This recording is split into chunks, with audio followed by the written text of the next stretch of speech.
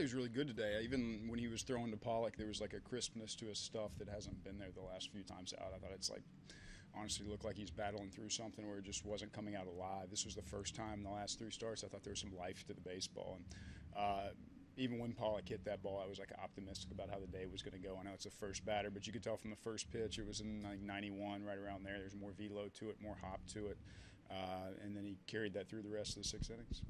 That's a little out of character for him to get so many ground balls in the double plays. Is that a little bit because of the slight tweak that he made in the bullpen with Balsley, or just straight out location? I think a little bit both, a little bit of both.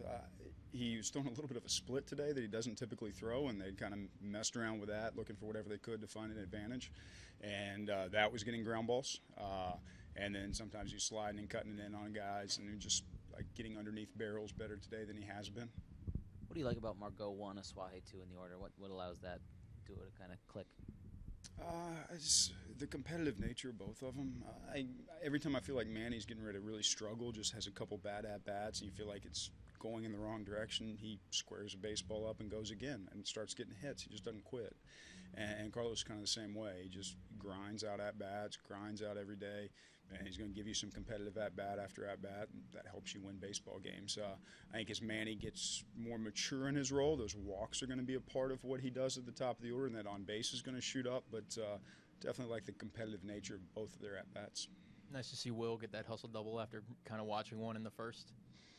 Yeah, he could have had two doubles today. If he wants to hit 30 or 40 doubles in a season, I think that's the third time he's hit a ball off the wall this year, and they've turned into singles. So you all can hold him as accountable as you want today in the media, from my take. So is that something you talked to him about after that happened? Is that a conversation you've had with him? Multiple times, and he gets to where he spectates, and it's something that he can turn the page on and not do. And he flies. I mean, he's the fastest guy we got. Travis Jankowski and Margot might take issue with that, but Will's right up there with those guys. I mean, he flies. Hits ball off the wall, it's a double. Carlos got a base hit tonight after he missed a slider really bad. He comes back and hits that same slider for a base hit. Is that something that he would have been able to do earlier in the season? And is this just more an indication of the growth that he has left as a hitter still to go? Yeah, I think he's getting better just with experience, to your point.